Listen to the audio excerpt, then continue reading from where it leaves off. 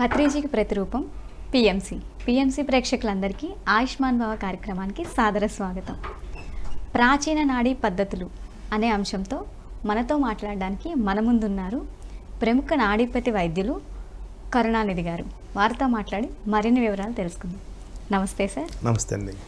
Sir, అసలు ఏంటి sir ఇది? ఈ నాడి చూసి మనం మనలో ఉన్న అనారోగ్య పరిస్థితులు ఏంటనేవి ఎలా చెప్పగలుగుతాం? అసలు ఏంటి సార్ నాడీ పరీక్ష అనేది ఇప్పటిది కాదండి, కొన్ని వేల సంవత్సరాల నాడే మన మహర్షులు తెలియజేసినటువంటి ఒక గొప్ప వైద్య విధానం నాడీ పరీక్ష విధానం. ఆయుర్వేదంలో ఒక భాగంగా చెప్పబడేటువంటి నాడీ పరీక్ష ద్వారా మానవ శరీరంలో ఉండేటువంటి వాత, పిత్త, కఫ అనేటువంటి 3 దోషాలని ఆధారం చేసుకుని ప్రస్తుతం మనిషి ఏ వ్యాధితో బాధపడుతున్నాడు, అతి త్వరలో వచ్చేటువంటి వ్యాధుల గురించి స్పష్టంగా తెలుసుకోవచ్చండి. అంటే ఒక పర్సన్ని చూడగానే అతని నాడి పట్టి అతనికి భవిష్యత్తులో రాబోయే అనారోగ్యాలు ఏంటో కూడా చెప్పేయచ్చు అంటారా? ఖచ్చితంగా చెప్పొచ్చండి. ఎలా సార్ అసలు స్కానింగ్ లేకుండా ఏం లేకుండా? నాడీ పరీక్ష అనేది మన మహర్షులు కనుక్కున్న గొప్ప వైద్య విధానం అండి. ఈరోజు మనకు ఏదైనా ఉదాహరణకి ఒక విషయం తెలుసుకుందాం. ఇప్పుడు గుండెకు సంబంధించిన ఏదైనా వ్యాధి వచ్చిందనుకోండి, హార్ట్ స్ట్రోక్ వచ్చిందనుకోండి, ఆ హార్ట్ స్ట్రోక్ ఒక్క రోజులో ఒక్క క్షణంలో వచ్చింది కాదండి. అది ఎన్నో సంవత్సరాల తర్వాత అది వ్యాధిగా మార్పు చెంది గుండెకు సంబంధించిన వ్యాధులు రావడం జరుగుతుంది. అలానే ఇప్పుడు ప్రజెంట్ ఒక 100 సంవత్సరాల నాడు మాత్రమే ఆధునిక వైద్య పరికరాలైనటువంటి ఈసీజీ మిషన్లు, 2D ఎకోలు, ఎంఆర్ఐ స్కానింగ్లు వచ్చాయి. ఒక 100 సంవత్సరాల గతానికి మనం వెళ్ళామనుకోండి, ఆ రోజుల్లో ఎటువంటి పరికరాలు లేవు, ఎటువంటి రక్త పరీక్షలు లేవు. కానీ ఏ విధంగా మన శరీరంలో ఉన్న వ్యాధులు తెలుసుకునేవారంటే ఈ నాడీ పరీక్ష ద్వారా తెలుసుకునేవాళ్ళు. ఆ నాడీ పరీక్ష ద్వారానే ప్రస్తుతం మన శరీరంలో ఉన్న వ్యాధుల గురించి స్పష్టంగా తెలుసుకోవచ్చును, భవిష్యత్తులో వచ్చే వ్యాధుల గురించి కూడా ఖచ్చితంగా తెలుసుకోవచ్చును. అంటే నాడి ఏమన్నా డిఫరెంట్గా ఉంటుందా సార్? నాడి కొట్టుకునే విధానం ఏమన్నా తేడా ఉంటుందా? అవునండి, ఒక్కొక్క శరీర తత్వానికి ఒక్కొక్క రకమైన నాడి ఉంటుంది. కొంతమందికి వాతంలోను, మరికొంతమంది పిత్తంలోను, మరికొంతమంది కఫంలోనూ ఉంటుంది. మరికొంతమందికి ద్వంద్వ నాడులు కూడా ఉంటాయి, 2 కలిపి కూడా ఉంటాయి. ఇలా వాళ్ళు తినేటువంటి ఆహారాన్ని బట్టి వాళ్ళ శరీర తత్వాలు మారుతూ ఉంటాయి. ఆ తత్వాలే వాతతత్వము, పిత్తతత్వము, కఫతత్వంగా మనం భావిస్తాం. వాతతత్వం ద్వారా మనకు 80 రకాల వాత వ్యాధులు వచ్చే అవకాశం ఉంటుంది. పిత్తతత్వం ద్వారా 40 రకాల పిత్త వ్యాధులు వస్తాయి. కఫతత్వం ద్వారా 20 రకాల కఫ వ్యాధులు వచ్చే అవకాశం ఉంది. ఈ విధంగా నాడీ పరీక్ష ద్వారా మనిషి యొక్క శరీరంలో నాడులు ఏ విధంగా కొట్టుకుంటున్నాయి, ఈ జంతువు యొక్క గమనాలను ఆధారంగా చేసుకుని వీటిని మనం ఎంచుతామండి.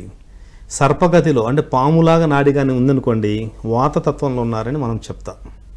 అదే కప్పలాగా ఎగురుతూ అటువంటి నాడి కనిపించింది అనుకోండి, పిత్తతత్వంలో అని చెప్తాం. ఒక హంస నీటిలో ఎలా ఈదుతుందో అలాగాని నాడి కానీ కనిపిస్తే కఫతత్వంలో ఉన్నారని చెప్తాం. ఆ తత్వాన్ని ఆధారం చేసుకొని ప్రస్తుతం వీరికి ఈ జబ్బు ఉంది, త్వరలో రాబోతుందని ఖచ్చితంగా చెప్పవచ్చు.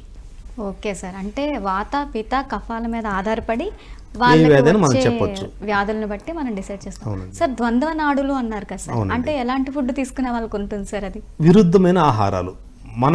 మన శరీరం కోరుకుంటుంది కొన్ని రకాల ఆహార పదార్థాలు, వాటిని తీసుకోవడం ద్వారా ఇబ్బంది ఉండదు. కొన్ని ద్వంద్వ శరీరంతో అంటే మనం విరుద్ధమైన ఆహారాలు, అనేక రకాల ఆహారాలు, మిశ్రమ ఆహారాలు, మన శరీరానికి పడని ఆహారాలు తీసుకోవడం ద్వారా శరీరంలో తత్వాలు మారతాయి. అప్పుడు వాతతత్వంతోనూ మరియు పిత్తతత్వంతోనూ ఉండవచ్చును. మరికొంతమంది కఫతత్వంతోనూ మరియు వాతతత్వంతో ఉండవచ్చును. అట్లా 2 ద్వంద్వ స్వభావాలు కలిగినటువంటి నాడులు ఉంటే ద్వంద్వ నాడులు అంటామండి. అలా కొంతమందికి ఉంటుంది, వారిలో ఆ ద్వంద్వ స్వభావాలు కనిపిస్తూ ఉంటాయి. అవునండి. మిశ్రమ ఆహారాలు అన్నారు సార్. అవునండి. అంటే ఏంటి సార్? తినకూడని ఆహారాలు అంటే అనేక మిక్స్ చేసి తింటుంటాం. అలా తినడం అనేది మనకు విరుద్ధం. ఇప్పుడు కూర ఉంటుంది సార్, చాలా మంది కూర కలుపుకున్న తర్వాత పప్పు అన్నం తింటారు. ఇప్పుడు చాలా మందికి ఏంటంటే పప్పులో పచ్చడి కలుపుకుంటారు, కొంతమంది పప్పులో పెరిగేసుకొని కూడా తింటారు సార్. అలా రకరకాల టేస్ట్లు ఉంటాయి ఒక్కొక్కరికి. కొన్ని కలపడం ద్వారా ఇబ్బంది ఏమి ఉండదండి. కొన్ని సందర్భాల్లో ఒక గ్లాస్ నిమ్మరసం తీసుకొని దాంట్లో ఒక గ్లాస్ పాలు పోసి తాగామనుకోండి, అవి విషపూరితంగా తయారవుతాయి. అవి జీర్ణం కాని విధంలో తయారవుతాయి. అంటే ఏవైనా 2 ఆహార పదార్థాలు కలపకూడదు ఏమైనా ఉన్నాయా సార్? ఉన్నాయి, చాలా ఉన్నాయండి, చాలా రకాలు ఉంటాయండి. ఇప్పుడు పాలు, పులుపు పదార్థము, పాల పదార్థాలు, మాంసము, పెరుగు, చక్కెర, అట్లా రకరకాలు ఉంటాయండి. చాలా రకాలైన పదార్థాలు ఉంటాయి.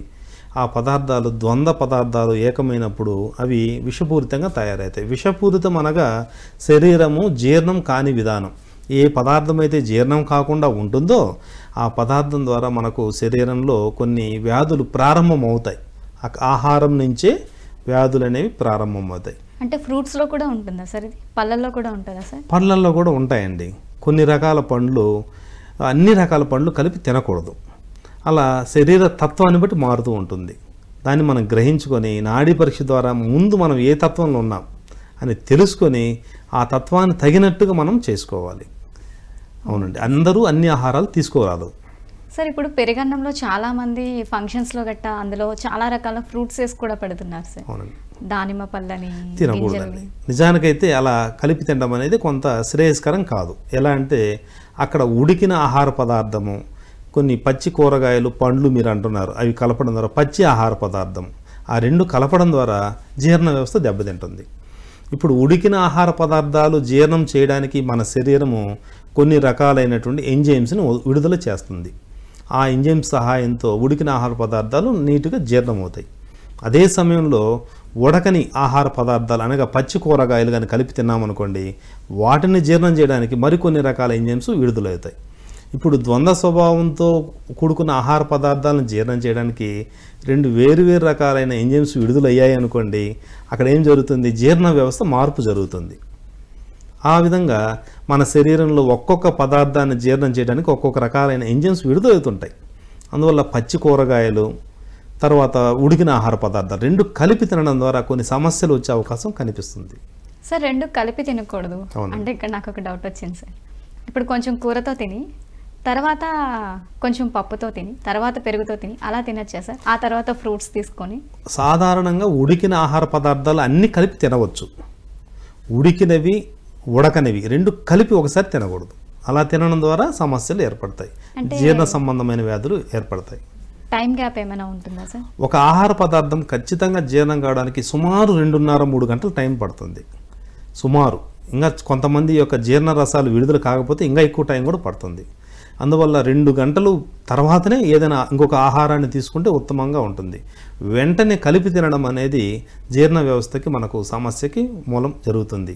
ఆ జీర్ణ లోపాల నుంచి అన్ని వ్యాధులు పుడుతుంటాయి. అన్ని వ్యాధులకు మూలం మనం తినేటువంటి ఆహారమే. అవునండి. Okay sir.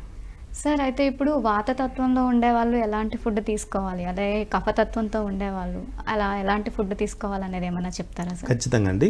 వాతతత్వంలో ఉండేటువంటి వ్యక్తులు మధురము అంటే పండ్లలో ఉండేటువంటి తీపి పదార్థాలు తీసుకోవాలి, మరియు ఆమ్లం అంటే పుల్లటి పదార్థాలు తీసుకోవాలి, మరియు లవణము సముద్రపు ఉప్పు అవి తీసుకోవాలి.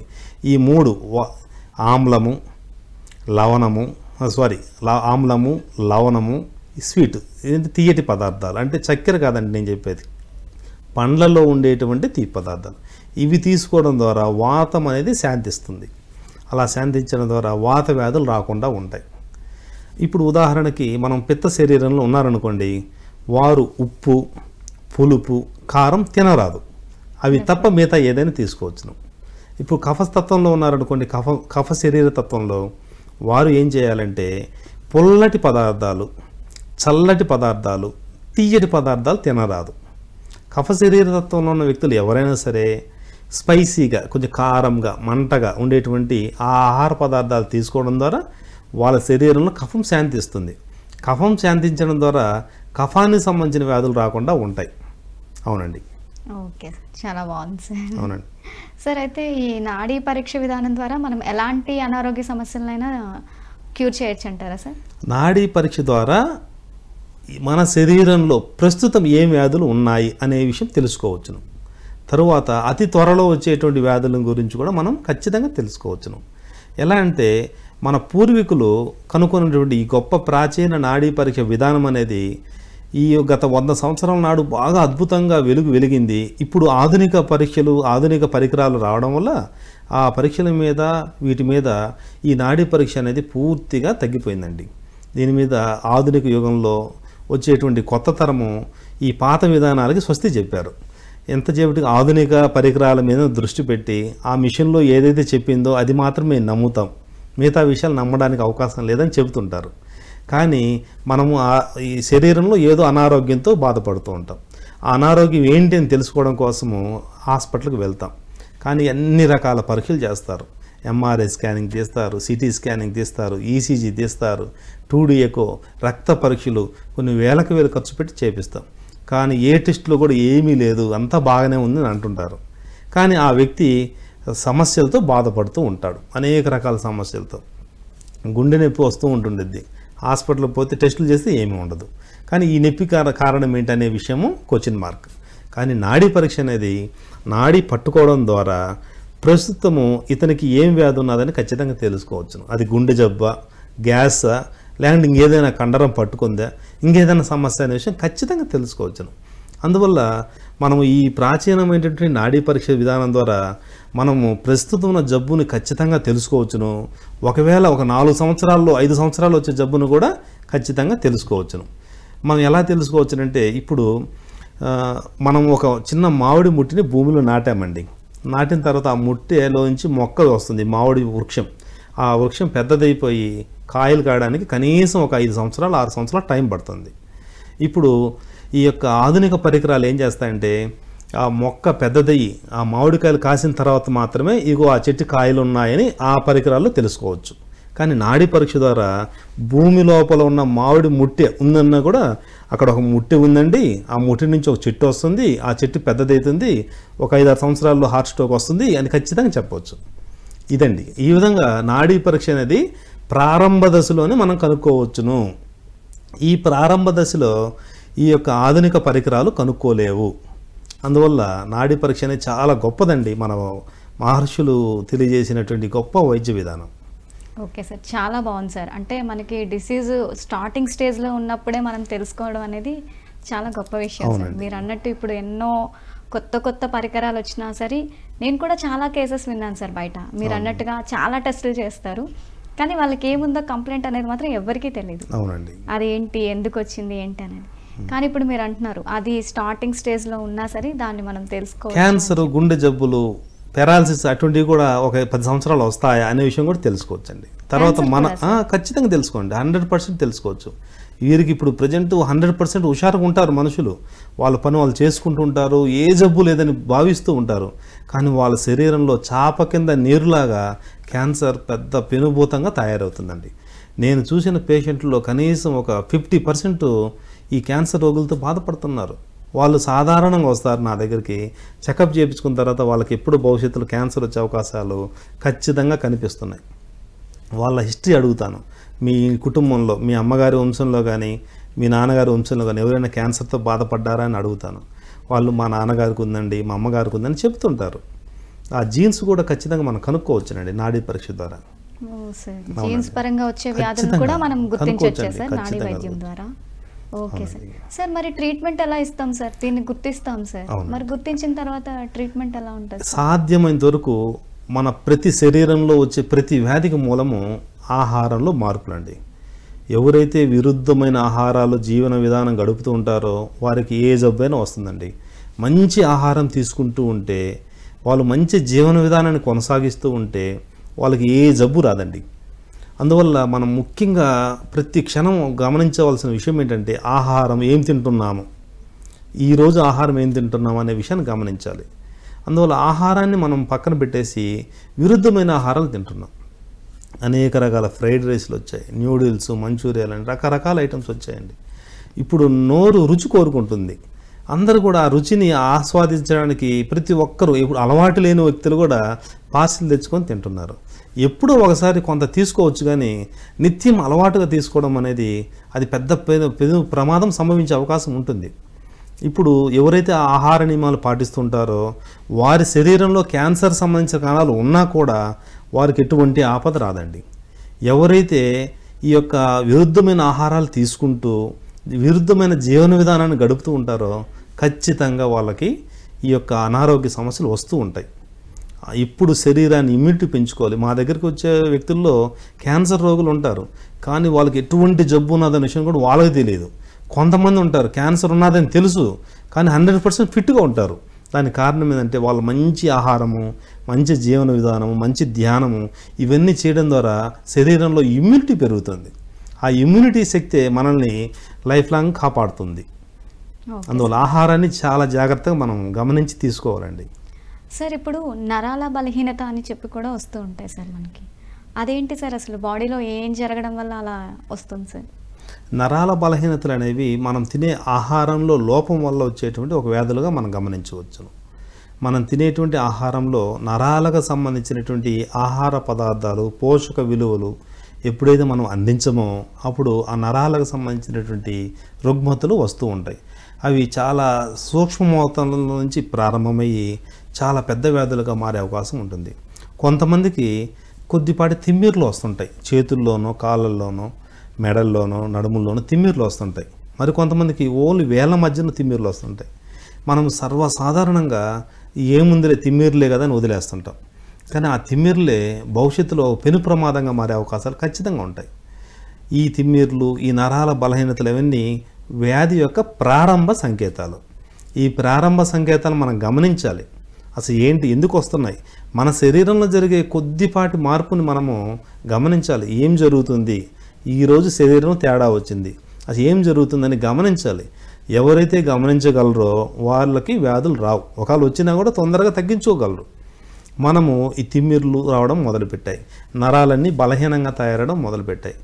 అవి కొన్ని రోజులు, నెలలు, సంవత్సరాల పాటు ఆ బాధలు వస్తూనే ఉంటాయి. మనము ఏదో ఒక చిన్న ట్యాబ్లెట్ వైద్యుని సలహా లేకుండా వేసుకుంటుంటాం సాధారణంగా. అట్లా వేసుకొని ఆ కాలాన్ని వెళ్ళబుచ్చుతుంటాం. అది పెరిగి పెరిగి సమస్య పెరిగి పెరిగి ఒకానొక సమయంలో అది పెరాలసిస్గా కూడా మార్పు చెందుతుంది. స్పైనల్ కార్డ్లో ఈ కొన్ని నరాలు అన్నీ కంప్రెస్ అయిపోయి కాళ్ళు చేతులు కూడా చచ్చుబడిపోయే అవకాశం కూడా ఉంటుంది. అందువల్ల నరాల బలహీనతలు అనేవి మనం చాలా చిన్న సూక్ష్మంగా ఆలోచిస్తామే కానీ ఈ భవిష్యత్తులో పెద్ద సమస్యగా మారే అవకాశం ఖచ్చితంగా ఉందండి. అందువల్ల వ్యాధిని ప్రారంభ దశలో గుర్తించడమే మనం గొప్ప విషయం. కానీ 95% ప్రారంభ దశలో ఎవ్వరూ గుర్తించరు. అవి ముదిరి పాకాన పడి పెద్ద వ్యాధికి వచ్చిన తర్వాత హాస్పిటల్కి పోయి లక్షలు ఖర్చు పెడుతుంటారు. అందువల్ల ఏదైనా సమస్యని మన ఇంట్లో ఉండేటువంటి వస్తువులతోనే, దినుసులతోనే తగ్గించుకోవడానికి 100% అవకాశం ఉంది ప్రారంభ దశలో గుర్తిస్తే. అది ముదిరిన తర్వాత అయితే హాస్పిటల్కి వెళ్ళాలి, చాలా ఖర్చు పెట్టాలి. అది తగ్గుతుందో తగ్గదో కూడా చెప్పని పరిస్థితులు ఏర్పడుతుంది. నాడీ పరీక్ష ద్వారా నరాల సమస్య ప్రారంభంలో ఇప్పుడు ఉన్నాయా, భవిష్యత్తులో పెద్ద అవుతాయా అనే విషయం ఖచ్చితంగా తెలుసుకోవచ్చు. ఇప్పుడు అందరికీ టెక్నాలజీ పెరిగింది కదా సార్. ఫీవర్ వస్తే పారాసిటమాల్ వేసుకోవాలి, గ్యాస్ట్రిక్ వస్తే యాంటీడిన్ వేసుకోవాలి. అవునండి. సో అందుకని సొంత వైద్యాలు కొంచెం ఎక్కువగానే చేస్తుంటారు. ఈవెన్ ఫీవర్ వచ్చినా సరే వెంటనే డాక్టర్ గారి దగ్గరికి కూడా ఇప్పుడు వెళ్ళడం మానేశారు. అవునండి. వెంటనే అవి ముందు కొన్ని టాబ్లెట్స్ వేసుకోవాలి, కొన్ని కాంబినేషన్స్ తీసేసుకోవడం 2-3 డేస్లో తగ్గిపోతుంది. అవును. అంటే సార్ మీరు ఇప్పుడు చెప్పారు బాడీలో ఖచ్చితంగా ఒక తేడా అనేది మనకు వస్తుంది అని. బాడీ మన అనారోగ్య పరిస్థితుల్లో ఏమన్నా వచ్చాయి, మనకి ఆరోగ్యంలో ఏదైనా తేడా వచ్చింది అనగానే ఎలాంటి తత్వం ఉన్న బాడీ అయినా మనకి అది సిమ్టమ్ చూపిస్తుందా సార్? ఖచ్చితంగా చూపిస్తుంది. మన శరీరంలో సాధారణ పరిస్థితులకి విరుద్ధంగా ఏ చిన్న లక్షణం కనిపించినా కూడా అది ఒక భవిష్యత్తులో వచ్చే ఒక పెద్ద జబ్బుకి ప్రారంభము, ఒక విత్తనం అని అనుకోవాలి. ఆ విత్తనాన్ని పెంచకుండా మనం చూసుకోవాలి. ఆ విత్తనం పెంచేటువంటి పనులు ఇంకా చేస్తుంటాం. చక్కెర తినకూడదు, వైట్ రైస్ చాలా వరకు తగ్గించాలి. ఎంత తగ్గించాలంటే వాళ్ళ యొక్క శరీర తత్వాన్ని బట్టి తగ్గించుకోవాలి. వైట్ రైస్, మిల్లెట్స్, చిరుధాన్యాలు ఉన్నాయి, అది అధికంగా తీసుకోవాలి. ఫైబర్ ఫుడ్, ప్రోటీన్ ఫుడ్ తీసుకోవడం ద్వారా మంచి జరుగుతుంది. నూనెలు, అనేక రకాలైనటువంటి నూనెలు వస్తున్నాయి. అన్ని నూనెలు, ప్యాకెట్లో ఉన్న నూనెలు ఎక్కువ శాతం వాడకుండా ఉంటే మంచిది. గానుగు పట్టిన నూనెలు వాడడం ద్వారా ఆరోగ్యానికి శ్రేయస్కరం. ఇట్లా మనము ముందుగానే గమనించి వ్యాధిని తీవ్రతరం చేసుకోకుండా కాపాడుకోవాల్సిన బాధ్యత ప్రతి ఒక్కరిపైన, ఎవరికి వాళ్ళ మీద ఆధారపడి ఉంటుంది. Okay sir. సార్ ఒక కాలర్ ఉన్నారు సార్, వారితో మాట్లాడదాం. హలో, నమస్తే అండి. మీ పేరు, ఎక్కడి నుంచి మాట్లాడుతున్నారండి? నా పేరు ప్రసాదరావు, కనాల నుండి. చెప్పండి సార్, మీ సమస్య ఏంటో డాక్టర్ గారితో చెప్పండి సార్. నమస్తే డాక్టర్ గారు. నమస్తే అండి. నమస్తే. మరి మా మిస్సెస్ గారిని మోకాళ్ళ దగ్గర నుంచి పాదాల వరకు కాళ్ళు మంటలో ముద్దుబారిపోయినట్టు కాళ్ళు మంటలు అని అంటుందండి. ఎంతకాలం నుంచి అండి? ఏమన్నా సలహా చెప్తారా? ఎంతకాలం నుంచి అలా ఉంది? దాదాపు 3 మాసాలు 4 మాసాలు చూస్తుందండి. నాడీ పరీక్ష ఒకసారి చేయాల్సి వస్తుందండి. చూసి అది నరాలకు సంబంధించిన వ్యాధ, ఇంకేదైనా రక్త ప్రసరణలో మార్పు జరుగుతున్నాయా? షుగర్ ఉంది డాక్టర్ గారు. షుగర్ ఉందా? షుగర్ ఉందండి బాగా. చూడాలండి, ఒక్కసారి చూస్తే కానీ మీరు చెప్పే సమస్యకి మనం తెలుసుకోలేం. ఎందుకంటే రక్త ప్రసరణ వ్యవస్థ ఎవరికైతే సరిగా సాగదో వాళ్ళకి తిమ్మిర్లు వస్తుంటాయి. అందువల్ల తిమ్మిర్లు రాకుండా ఉండాలంటే మీరు ప్రజెంట్ తినేటువంటి రైస్ మానండి. రైస్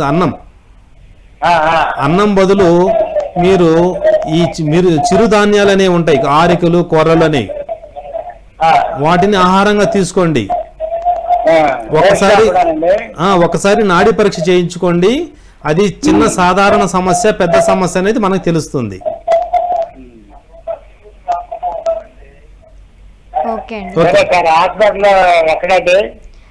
సార్, డాక్టర్ గారి నెంబర్ వచ్చేసి మేము స్క్రీన్ మీద వేస్తున్నామండి. ప్రోగ్రామ్ అయ్యేంత వరకు అది వస్తూనే ఉంటుంది. ఆ నెంబర్ మీరు నోట్ చేసుకొని డాక్టర్ గారితో సంప్రదించి మీరు నేరుగా కలవచ్చండి. థ్యాంక్స్ ఫర్ కాలింగ్ అండి. డాక్టర్ గారు, ఇప్పుడు స్త్రీలలో కూడా చాలా రకాల సమస్యలు వస్తూ ఉంటాయంటారు. అంటే ఇర్రెగ్యులర్ పీరియడ్స్ కానీ ఇలాంటివి ఏమన్నా రావచ్చు, పీసీఓడి కానీ, వీటన్నిటికి కూడా కారణం ఏమంటారండి? కేవలము ప్రతి సమస్యకి మూలం ఆహారంగా మనం భావించాలి. స్త్రీలలో వచ్చేటువంటి ఈ పీసీఓడి సమస్య అనేది సర్వసాధారణం అయిపోయింది ఈ రోజుల్లో. మనం దాన్ని చెప్పుకునే ముందు ఒక ఉదాహరణ చెప్పాలి. ప్రకృతిలో చంద్రుడు, సూర్యుడు వాళ్ళ యొక్క గ్రహాలు తిరుగుతూ ఉంటాయి. ఇప్పుడు చంద్రుడి గురించి తీసుకుందాం. ప్రతి నెల అమావాస్య, పౌర్ణమి అనేవి ఖచ్చితంగా వస్తూ ఉంటాయి. ఇప్పుడు ఒక పౌర్ణమి ఉందనుకోండి, వచ్చే నెలలో పలానా తేదీన వస్తుందని మన క్యాలెండర్లో మనకు చెప్పబడుతుంది. ఆ తేదీకి ముందుగా ఒక 2 రోజులు ముందుగా కానీ 2 రోజులు వెనక కానీ ఆ పౌర్ణమి వచ్చినట్టు చరిత్రలో ఉందా? లేదు. పౌర్ణమి అనేది చంద్రుడు తన యొక్క విధిని తాను సక్రమంగా నిర్వహిస్తున్నాడు. 2 రోజులు ముందుకు రావడం కానీ 2 రోజులు వెనక రావడం కానీ చేయటం లేదు. ఒకవేళ చంద్రుడే 2 రోజులు ముందుగా వచ్చాడు అనుకోండి, పౌర్ణమి, ఏం జరుగుతుందండి? ప్రళయాలు జరుగుతాయి, భయంకరమైన విస్ఫోటనాలు జరుగుతాయి. అలానే ప్రతి స్త్రీ శరీరంలో తను నిర్వర్తించవలసినటువంటి శ్రీచక్రం, దాన్ని ఏమంటామంటే పీరియడ్స్ అంటాం. ఆ పీరియడ్స్ కొంతమందికి 2 రోజుల ముందు, వారం ముందు, నెలల ముందు, కొన్ని నెలల తర్వాత, సంవత్సరాల తర్వాత కూడా అయ్యేవాళ్ళు ఉంటారు. అది ఒక పెద్ద సమస్యగా మనం గ్రహించాలి. అంటే ప్రకృతిలో చంద్రుడి యొక్క గమనాలు ఎప్పుడైతే మారితే ప్రళయాలు సంభవిస్తున్నాయో, మానవ శరీరంలో జరిగేటువంటి పీరియడ్స్ యొక్క లోపాలు, అంటే ముందు వెనక రావడం అనేది కూడా భవిష్యత్తులో జరిగేటువంటి ఒక పెద్ద ప్రళయంగా మనం భావించాలి. ఆ పీసీఓడి సమస్య నుంచే మనకు గర్భాశయంలో నీటి బుడగలు, గడ్డలు, విపరీతమైన చర్యలు జరుగుతాయి. కొన్ని సందర్భాల్లో క్యాన్సర్గా కన్వర్ట్ అయ్యే అవకాశాలు కూడా ఉంటాయి. అందువల్ల ప్రతి స్త్రీ తన పీరియడ్స్ కరెక్ట్గా వస్తున్నాయా లేవా అని చెక్ చేసుకోవాలి. ఒకవేళ ముందు వెనుక వస్తుంటే మనం ఏదైనా విరుద్ధమైన ఆహారాలు తింటున్నాము, వాటిని పక్కన పెట్టాలి. జంక్ ఫుడ్స్, కూల్ డ్రింక్స్, చక్కెర పదార్థాలు, తీపి పదార్థాలు, వాటికి చాలా దూరంగా ఉండాలి. అవి తింటూ ఉంటా ఈ మైదా పదార్థాలు తీసుకుంటూ ఉంటే ఎప్పటికీ పీసీఓడి సమస్య తగ్గదు. పీసీఓడి సమస్య డేట్స్ ముందు వెనుక రావడం అనేది చిన్న సమస్య కాదు. ఫ్యూచర్లో వచ్చేటువంటి ఒక పెద్ద ప్రళయంగా మనం భావించి వాటిని స్టార్టింగ్లోనే మనం జాగ్రత్త పడాలి. అవునండి. Okay sir. సార్, ఒక కాలర్ ఉన్నారు సార్, వారితో మాట్లాడండి. హలో, నమస్తే అండి. మీ పేరు ఎక్కడి నుంచి మాట్లాడుతున్నారండి? హలో, నమస్తే అండి. మీ పేరు ఎక్కడి నుంచి మాట్లాడుతున్నారు సార్? సాంబయ్య అండి, ఒంగోలు నుంచి మాట్లాడుతున్నాను. చెప్పండి సార్, మీ సమస్య ఏంటో డాక్టర్ గారికి చెప్పండి. హలో, చెప్పండి సార్. హలో, నమస్తే సార్. నమస్తే అండి సార్, నా పేరు సాంబయ్య, ఒంగోలు నుంచి మాట్లాడుతున్నానండి. సాంబయ్య గారు నమస్తే. నమస్కారం సార్. నా వయసు 70 సంవత్సరాలు సార్. ఓకే. నాకు ఓపెన్ హార్ట్ సర్జరీ జరిగింది 3 సంవత్సరాల క్రితం. చెప్పండి. పోతే నాకు 3 సంవత్సరాల నుంచి ఓపెన్ హార్ట్ సర్జరీ జరిగినప్పటి నుంచి మలబద్ధకంతో ఇబ్బంది పడుతున్నాను సార్. దానికి ఏమైనా నివారణ ఉపాయం చేస్తారా? మంచి చెప్పారండి. ఇప్పుడు మలబద్ధకం అనేది మీరు తినే ఆహారం మీద ఆధారపడుతుంది. మీరు తినేటువంటి ఆహారంలో జీర్ణక్రియ జరగడానికి కావలసినటువంటి ఆహార పదార్థాలు మీరు తీసుకోవటం లేదు. మీరు ఖచ్చితంగా ద్రవ రూప ఆహార పదార్థాలు అధికంగా తీసుకోవాలి. సార్ కొద్దిగా నిమ్మరసం కలిగిన ఆహార పదార్థాలు తీసుకోవాలి. సార్ శరీరంలో జఠరాగ్ని అనేది వెలగాలి. జఠరాగ్ని ఎవరికైతే రగులుతుందో వారికి జీర్ణశక్తి బాగా జరుగుతుంది. జఠరాగ్ని ఎవరికైతే రగలదో వాళ్ళల్లో ఈ మలబద్ధక సమస్యలు వస్తాయి. లోపల యాసిడ్ ఉత్పత్తి సరిగా జరగటం లేదు. జరగాలంటే మీరు తినే ఆహారాన్ని మనం మార్చుకోవాలి. మీ నాడీ పరీక్ష ద్వారా ప్రజెంట్ మీ ఏ శరీర తత్వంలో ఉన్నారని తెలుసుకొని దానికి తగినటువంటి కొన్ని మూలికలు వాడడం ద్వారా మీరు సాధారణ స్థితికి రావడానికి అవకాశం ఉంటుంది. భయపడవలసిన అవసరం లేదు. కొన్ని ప్రస్తుతము ద్రవరూప ఆహార పదార్థాలు గంజి అంబలి అవి ఎక్కువగా తీసుకోవడానికి ప్రయత్నం చేయండి. సరేనండి. సార్ మిమ్మల్ని కలవాలంటే ఎక్కడ కలవాలి సార్? సార్ సార్ నెంబరు మేము స్క్రోల్ చేస్తున్నాం సార్, టీవీలో వస్తుంది. అది మీరు నెంబర్ నోట్ చేసుకొని సార్ని నేరుగా సంప్రదించవచ్చండి. Thanks for calling. సార్ మరొక కాలర్ ఉన్నారు సార్. హలో నమస్తే అండి, మీ పేరు ఎక్కడి నుంచి మాట్లాడుతున్నారండి? హలో హలో నమస్తే అండి. హలో సార్ చెప్పండి సార్, మీ ప్రాబ్లం ఏంటనేది డాక్టర్ గారితో చెప్పండి సార్. నెల్లూరు నుంచి రమేష్. చెప్పండి సార్. హలో సార్ నమస్తే రమేష్ గారు. షుగర్ కంట్రోల్ కావట్లేదు సార్, కంట్రోల్ అయ్యేదానికి నన్ను చెప్తాము. ఎంత ఉందండి షుగరు? 250, 260. మీరు ఎంతకాలం నుంచి ఉంది? ఒక 5 ఏళ్ళ నుంచి ఉంది. 5 ఏళ్ళ నుంచి. మందులు వాడుతున్నారా ప్రస్తుతం? టాబ్లెట్ వాడుతున్నాం. మీరు ఒక 6 months 6 నెలల పాటు అన్నాన్ని మర్చిపోగలరా పూర్తిగా? పూర్తిగా ఒక్క పూట కూడా తినకుండా రైస్ మానుకోండి. ఆ రైస్ ప్లేస్లో ఆరికలు, కొర్రలు, సోమలు, ఊదలు అని చిరుధాన్యాలు ఉంటాయి. ఆ చిరుధాన్యాలని మీరు తీసుకోవడం ద్వారా మీ శరీరంలో ఉండేటువంటి షుగర్ లెవెల్ పూర్తిగా గణనీయంగా తగ్గి సాధారణ స్థితికి రావడానికి అవకాశం ఉంటుంది. ఎనీ కార్బోహైడ్రేట్స్ అంటే నేను చెప్పేటువంటి ప్రధానంగా రైస్, పాలు, గోధుమలు ఈ 3 పదార్థాలు మానుకుంటే షుగర్ తగ్గడానికి ఎక్కువ అవకాశం ఉంటుంది. ఒకసారి మిమ్మల్ని నాడీ పరీక్ష చేయడం ద్వారా కూడా ఆ షుగర్లో అనేక రకాలు సూచించారు మన మహర్షులు. ఏ రకమైనటువంటి మధుమేహంతో బాధపడుతున్నారని తెలుసుకొని దానికి తగిన చికిత్స కానీ చేయగలిగితే మీకు తగ్గే అవకాశం ఎక్కువ ఉందండి. నమస్తే డాక్టర్ గారు. ఒక కాలర్ ఉన్నారండి. ఓకే అండి. నమస్తే అండి, మీ పేరు ఎక్కడి నుంచి మాట్లాడుతున్నారండి? హలో హలో నమస్తే అండి, మీ పేరు ఎక్కడి నుంచి మాట్లాడుతున్నారండి? మాది వరంగల్ మేడం. చెప్పండి సార్. ఓకే సార్, మీ సమస్య ఏంటో డాక్టర్ గారితో చెప్పండి. మేడం మాకు సరి ఆకలి కావట్లేదు మేడం, ఆకలి కావట్లేదు. చెప్పండి సార్. హలో ఆకలి కావట్లేదు మేడం సరిగా మాకు. అంతేనా సార్, ఇంకేమైనా ఉన్నాయా సార్? ఆకలి కావట్లేదు, తిన్నది సరిగా అరగట్లేదు. ఎప్పటి నుంచి అనిపిస్తుంది సార్ మీకు ఇలా? మాకు దాదాపు 1 year అవుతుంది మేడం. 1 year అవుతుందా సార్? ఓకే సార్, డాక్టర్ గారు చెప్తారు వినండి. డాక్టర్ గారు. ఏమండి, మీకు ఆకలి కాకపోవడానికి, అరుగుదల లేకపోవడానికి ప్రధాన కారణము మీరు విరుద్ధ ఆహారాలకి అలవాటు పడి ఉండొచ్చు. అంటే గతంలో మాంసాహారం ఏమైనా అలవాటు ఉందండి? తింటాం సార్, కానీ మామూలుగా తింటాం, బాగా తినాము. కొంతకాలం పాటు మాంసాహారాన్ని మీరు మానివేయాల్సి వస్తుంది. సరే సార్. తర్వాత మీరు పచ్చి అంటే ఉడకని ఆహార పదార్థాలు, ఉడికిన ఆహార పదార్థాలు కలిపి తినే అలవాటు ఏమైనా ఉందా? ఉడికినే తింటాం సార్ ఎక్కువ. అంటే ఉడికిన వాటిలోనే మనము ఒక పెరుగన్నంలో ఈ అరటిపండు వేసుకొని తినడం కానీ, లేదు సార్ అలా ఏం తినాము. మామిడికాయ కలుపుకొని తినడం కానీ అవి చేయకూడదు. అంటే పచ్చి ఆహార పదార్థాలు, ఉడికిన ఆహార పదార్థాలు కలిపి తీసుకోరాదు. అలా తీసుకోవడం ద్వారా జీర్ణ వ్యవస్థ దెబ్బతింటుంది. మిమ్మల్ని చూడాలి, ఒకసారి చూస్తే కానీ మీ యొక్క సమస్యకు పరిష్కారం అనేది మనం తెలియడం జరుగుతుంది.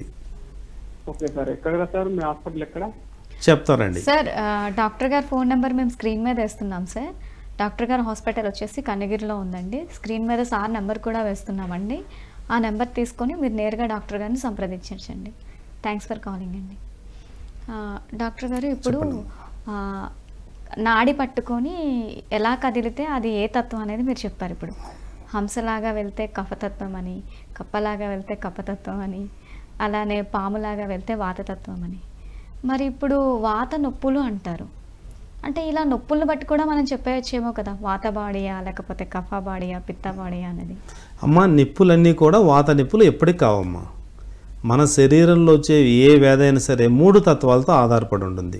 నొప్పులు ఉన్నాయనుకోండి, సాధారణంగా నొప్పులన్నీ కూడా వాతం అని అంటాం, కానీ అన్ని నొప్పులు వాతం కాదమ్మా. వాతం ద్వారా వచ్చే నొప్పులు వేరు, పిత్తము ద్వారా వచ్చే నొప్పులు వేరు, కఫం ద్వారా వచ్చే నొప్పులు వేరు. వాత నొప్పులు, పిత్త నొప్పులు, కఫ నొప్పులను 3 తత్వాలతో ఉంటాయి. అంటే ఉదాహరణకి మన శరీరంలో కండరాలలోనూ ఎముకలలోనూ ఈ యొక్క వాతము అనగా వాయువు గాలి అధికమైపోయడం వల్ల డ్రై అవుతాయి. డ్రై కావడం ద్వారా వచ్చేటువంటి నొప్పుల్ని వాత నొప్పులు అంటాం. మన శరీరంలో యాసిడ్స్, హార్మోన్స్, ఎంజైమ్స్ ఇవన్నీ కూడా ఈ ఎముకలలోకి కండరాల్లోకి ఎక్కువైపోతే రసాయన పదార్థాల వల్ల వచ్చే నొప్పుల్ని పిత్త నొప్పులు అంటాం. మన శరీరంలో ఎముకలు, కండరాలలో, నరాలలోనూ ఈ నీటి అణువులు ఎక్కువ చేరడం వల్ల అవి వాపులు వస్తాయి, వాసి నొప్పులు వస్తుంటాయి.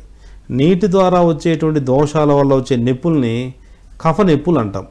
ఇట్లా నొప్పులన్నీ కూడా ఒకే రకాని నొప్పులు ఎప్పుడు ఉండవమ్మా. వారు ఏ నొప్పులతో ఉన్నారని నాడీ పరీక్ష ద్వారా తెలుసుకొని, అంటే వాతం ఎక్కువ కావడం వల్ల నొప్పులా, పిత్తం ఎక్కువ కావడం వల్ల నొప్పులా, కఫం ఎక్కువ కావడం వల్ల నొప్పులని తెలుసుకొని మనం ఆరోగ్య ట్రీట్మెంట్స్ కానీ చేసుకోగలిగితే ఆ నొప్పులన్నీ తగ్గుతాయి. కానీ మనం తెలియక ఏం చేస్తామంటే నొప్పులు ఒకటి అనుకొని నొప్పి అనగానే నొప్పికి సంబంధించిన ఒక ట్యాబ్లెట్ వేసుకుంటాం. అందరికీ అన్ని నొప్పులు తగ్గవు. అందువల్ల మనం ఏ తత్వంలో ఉన్నారని తెలుసుకొని నాడీ పరీక్ష ద్వారా వాతంలో ఉన్నామా, పిత్తంలో ఉన్నామా, కఫంలో ఉన్నామా తెలుసుకొని మనకు ఆ నొప్పుల్ని ఉపసంహరించుకోవచ్చును. ఒక నొప్పులు ఒకటే కదమ్మా, గుండె జబ్బులు ఉన్నాయనుకోండి, వాత గుండె జబ్బులు, పిత్త గుండె జబ్బులు, కఫ గుండె జబ్బులు, ఇట్లా అన్ని రకాలైనటువంటి వ్యాధులు 3 రకాలుగా మనం వర్గీకరించాలి. వాత వ్యాధులు, పిత్త వ్యాధులు, కఫ వ్యాధులు. దానిని బట్టి మనము ఆ ట్రీట్మెంట్ చేసుకోవడం జరుగుతుంది. ఓకే సార్, నాకు ఇక్కడ వచ్చిన ఒక డౌట్ వచ్చింది సార్. అదేంటంటే మనం రకరకాల అనారోగ్య సమస్యల్ని గుర్తించవచ్చు అంటున్నారు సార్. ఇప్పుడు వాతకి పిత్త కఫానికి ఎలా కొట్టుకుంటుంది అనేది నాడి చెప్పారు సార్. అలాగే ఆహార పదార్థాల్లో తేడా ఉంటే అప్పుడు మనకి ద్వంద్వ నాడులు వస్తాయని చెప్పారు సార్. ఇప్పుడు బాడీలో స్పెసిఫిక్గా మనకు ఒక అనారోగ్య సమస్య ఉంది సార్ ప్రత్యేకించి, అప్పుడు దాన్ని మనం ఎలా తెలుసుకుంటాం సార్? నాడి పట్టుకోవడం ద్వారా వీళ్ళకి ఇదే ఉంది అని చెప్పేసి మనకి అలా ఎలా తెలుస్తుంది సార్? ఎలా తెలుస్తుందంటే మన చేతుల్లో, ఎడమ చేతిలోనూ కుడి చేతిలోనూ కొన్ని రకాలైనటువంటి నాడులు ఉంటాయమ్మా. ఇప్పుడు కుడి చేతిలో ఉండేటువంటి నాడులు కొన్ని అవయవాలకు సంబంధించిన నాడులు, అంటే కొన్ని అవయవాలకు సంబంధించిన నాడులు ఈ కుడి చేతిలో ఉంటాయి, మరికొన్ని అవయవాలకు సంబంధించిన నాడులు ఎడమ చేతిలో ఉంటాయి. ఇప్పుడు కుడి చేతిని పరిశీలించడం ద్వారా ఆ కుడి చేతిలో ఉండేటువంటి అవయవాలకు సంబంధించినటువంటి జబ్బుల్ని, ఏం జబ్బులు ఎలా ఉన్నాయని తెలుసుకోవచ్చును. అలానే ఎడమ చేతిని పరిశీలించడం ద్వారా ఆ ఎడమ చేతిలో ఉన్న అవయవాలకు సంబంధించిన జబ్బులు మనం తెలుసుకోవచ్చును. ఈ విధంగా శరీరంలో ఉండేటువంటి వేరు చేతుల నుండి నాడులను ఆధారంగా చేసుకొని ఆ జబ్బులు ప్రజెంట్ ఎలా ఉన్నాయనే విషయం మనం తెలుసుకోవచ్చమ్మా. ఓకే సార్, అయితే ఇప్పుడు మీరు ట్రీట్మెంట్ ఏ విధంగా ఇస్తారు సార్? అంటే మెడిసిన్ ద్వారా ఇస్తారా లేకపోతే ఆహారపు అలవాట్ల ద్వారా ఇస్తారా సార్? అమ్మ, మెడిసిన్స్ ఇచ్చే విధానం అంటే మనము ముందు నాడీ పరీక్ష చేయాలి. 90% మెడిసిన్స్ అవసరం ఉండదు. కేవలం మన జీవన విధానము, ఆహారపు నియమాలు మార్చుకోవడం ద్వారా మనము స్వస్తి చెందడానికి అవకాశం ఉంటుంది. కానీ కొంతమందిలో ఆ యొక్క తత్వం తెలుసుకోకుండా మందులు వాడడం అనేది మనకు ఉపయోగపడడం ఉండదు. అందువల్ల ఆ వ్యక్తి యొక్క తత్వాన్ని తెలుసుకోవాలి. ఏ తత్వం, వాతమా, పిత్తమా, కఫమా తెలుసుకొని ఆ తత్వానికి తగ్గ మందులు కానీ ఇవ్వగలిగితే వాళ్ళకి మనకు తొందరగా తగ్గే అవకాశం ఉంటుంది. ఉదాహరణకి ఆ వ్యక్తి వాతతత్వంలో ఉన్నారనుకోండి, అశ్వగంధారిష్టం అనేటువంటి ఔషధం ఇవ్వడం ద్వారా వారికి మంచి ఫలితాలు అందుతాయి. అదే పిత్తతత్వంలో ఉన్నారనుకోండి, శతావరి అనేటువంటి ఔషధాన్ని ఇవ్వడం ద్వారా పిత్త వ్యాధులన్నీ శాంతిస్తాయి. అదే కఫతత్వంతో ఉన్నారనుకోండి, పునర్నవ అనేటువంటి ఔషధం ఇవ్వడం ద్వారా కఫ రోగాలన్నీ కూడా తగ్గుతాయి. అందువల్ల ఆ వ్యక్తి ఏ వ్యాధితో ఉన్నాడో, ఏ దోషంతో ఉన్నాడని తెలుసుకొని ఆ దోషాన్ని తగ్గట్టు రెమెడీ కానీ ఇవ్వగలిగితే జబ్బులు తగ్గుతాయి. ఒకవేళ మీరు వాతతత్వంలో ఉండి నేను పిత్తతత్వానికి మందులు మీరు వాడారనుకోండి, ఆ జబ్బు ఎప్పటికీ తగ్గదు. అందువల్ల ఎవరు ఏ తత్వంలో ఉన్నారని తెలుసుకొని మాత్రమే నాడీ పరీక్ష ద్వారా ఆ వ్యాధులు అనేవి తొందరగా తగ్గడానికి అవకాశం ఉంటుంది. Okay sir. సరే, మీరు ఇచ్చే మెడిసిన్ వాడేటప్పుడు ఆహారపు అలవాట్లు ఏమైనా ఉంటాయా సార్? ఇలా తినాలి, ఇలా ఉండాలి అని చెప్పి? అవునమ్మా. ఈ విషయం ఏంటంటే మన శరీరంలో అన్ని వ్యాధులకు మూలం ఆహారం అని ఇందాక మనం చెప్పుకున్నాం. అందువల్ల ఆ వ్యక్తి ప్రస్తుతం పిత్తతత్వంలో ఉన్నాడు అనుకుందాం. ఆ పిత్తతత్వంలో ఉన్నటువంటి వ్యక్తి ఏం ఆహారం తినాలి, ఏం తినకూడదు అనే విషయం ముందు తెలుసుకోవాలి. అలా తెలుసుకోకుండా పిత్తాన్ని పెంచేటువంటి ఆహారాన్ని ఇచ్చామనుకోండి, అంటే ఉదాహరణకి ఏమేంటి, ఉప్పు, నిమ్మరసం, కారం, ఆ 3 పదార్థాలు పిత్త శరీరతత్వం ఉన్న వ్యక్తులు తీసుకున్నారనుకోండి, వాళ్ళ శరీరంలో విపరీతమైనటువంటి మంటలు, నొప్పులు, బాధలు కలుగుతాయి. కడుపంత వికారము, అన్ని ఇబ్బందులు కలుగుతాయి. కొంతమంది నిమ్మకాయ సోడా తాగగానే విపరీతమైన ఇరిటేట్ కలుగుతుంది, వాళ్ళు పిత్త శరీరతత్వంలో ఉన్నారని అర్థం. కొంతమంది కొద్దిగా పచ్చడి తినగానే విపరీతమైన కడుపులో బాధ, ఆ బాధ కాస్త ఈ మైగ్రేన్ తలనొప్పులు కూడా వచ్చేస్తాయి పిత్త శరీరతత్వంలో ఉంటే. అందువల్ల ఆ వ్యక్తి ఫలానా ఆహారం తినాలి, తినకూడదు అని మనం చెప్పాలంటే ముందుగా నాడీ పరీక్ష చేయించుకుంటే కానీ మనకు అర్థం కాదు. ఆ నాడీ పరీక్ష ద్వారా ఆ వ్యక్తి శరీరానికి తగ్గట్టుగా ఆహారాలు తీసుకోవాలి. అలా తీసుకోగలిగితే వారికి ఏ జబ్బు రాదు. ఓకే సార్, చాలా చక్కగా ఎక్స్ప్లెయిన్ చేశారు సార్. నాడి పట్టుకొని ఎలా జబ్బుల్ని మనం గుర్తించవచ్చు, వాటికి ఎలా మనం పరిష్కారం అనేది చూపించవచ్చు అనేది చాలా చక్కగా చెప్పారు sir. Thank you so much sir. Thank you. విన్నారు కదండి, మన ప్రాచీన నాడీ పద్ధతులు ఎంత గొప్పవో. మనం ఇప్పుడు ఎక్స్రేలని, ఎంఆర్ఐ స్కాన్లని ఇవన్నీ చేసుకుంటున్నామండి. నిజంగానే ఒకప్పుడు ఇవేవి లేకుండా కూడా చాలా చక్కగా వైద్యం అనేది జరిగేదండి. ఇలాంటి అరుదైన విద్యల్ని మనం ఎప్పుడూ కాపాడుకుంటూనే ఉండాలండి. అలాగే విన్నారు కదండి డాక్టర్ గారి మాటల్లో, మన జీవన విధానం, మన ఆహారపు అలవాట్లు అనేవి మన ఆరోగ్యం మీద ఎంతో ప్రభావం చూపిస్తాయండి. అందుకని చెప్పేసి మనం తినేటప్పుడు చాలా శ్రద్ధతో తినాలండి. అలాగే మన బాడీలో వచ్చే ఎటువంటి చిన్న మార్పునైనా మనం గుర్తించాలండి. గుర్తించి దాన్ని బట్టి మనం ముందుకు వెళ్తే, మన ఆహారపు అలవాట్లను మార్చుకోగలిగితే మనం ఖచ్చితంగా ఆరోగ్యాన్ని పొందుతామండి. ఇదండి ఇవాళ ఆయుష్మాన్ భవ. మరొక కార్యక్రమంలో మళ్ళీ కలుసుకుందాం. అంతవరకు చూస్తూనే ఉండండి పిఎంసి. నమస్తే.